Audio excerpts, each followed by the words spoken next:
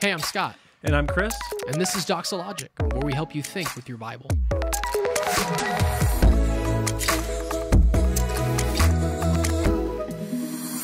The next question is gambling a sin? Scott, this will be important for you to answer for Chris's life. Yeah, right. How do you know I didn't submit it? Well, Bree does know.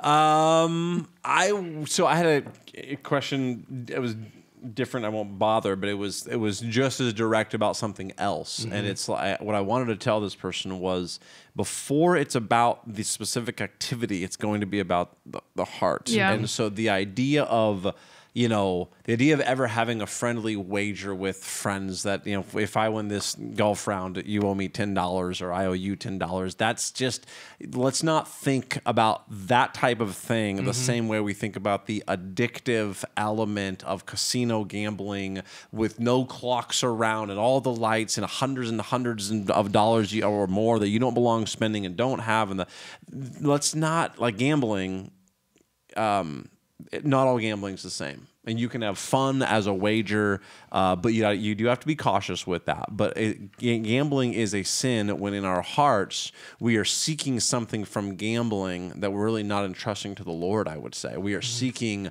immediate reward of money through maybe our skill at kind of our skill / luck at 21 or poker or something like that, but also just the rolling of dice and the gambling or the pulling of the machine to get the thousands of dollars that they're being promised. Our hearts are drawn towards things like that are material, that are pulling us away from a trust and a contentment in God. And so that's where the sin resides. Not every time you pull the lever or bet $5 with a friend, the sin resides in where our heart goes to those things is one way I would say it as a start. Yeah, and it's easy to lose money.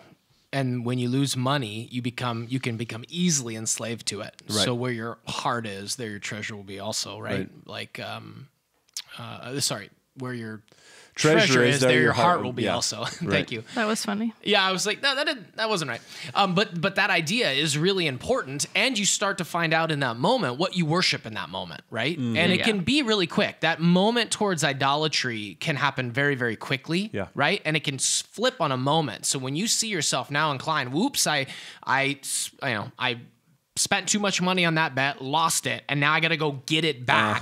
I've got to, it starts to become very easily enslaving. And so, to your point, Chris, it's such a broad category. I think of just even just the general principle of something like a 1 Corinthians 6, the idea of all things are lawful for me, but not all things are helpful. All things are lawful for me, but I will not be enslaved by anything. I'm speaking to the principle. I'm not saying, oh yeah, this is about gambling and this is what this means.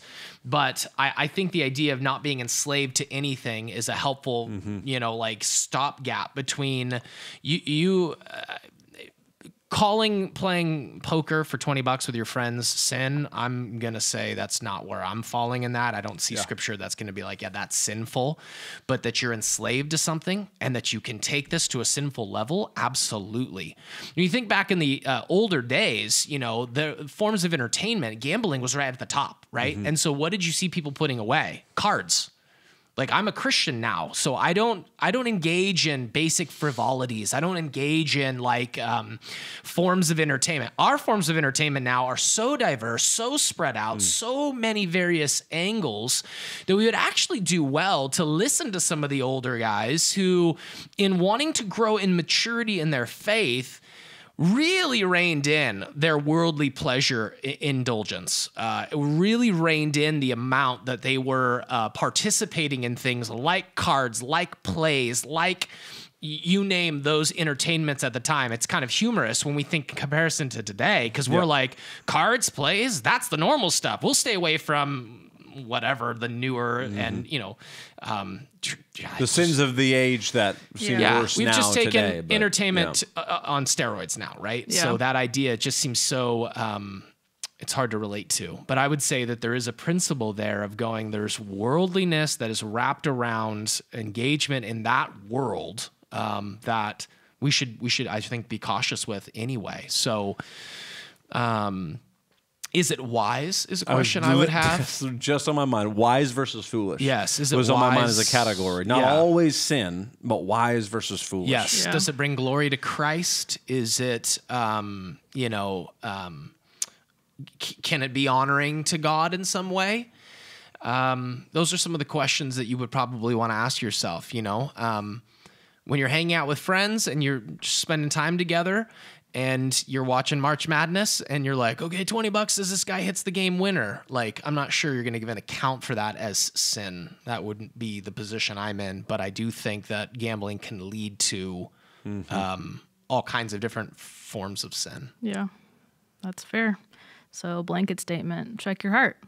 Yeah, and not just with gambling. Sure. Yep. Well, that could have been a lot shorter, Bree, if you would have just, done that for us. Yeah. We're It's always long-winded. Bree just We're long-winded wrapping to it up begin in with. just the crystal your heart. clarity that we need. You've been listening to Doxalogic, a podcast by Doxa Church in Rockland, California. To learn more, visit us online at doxa.church.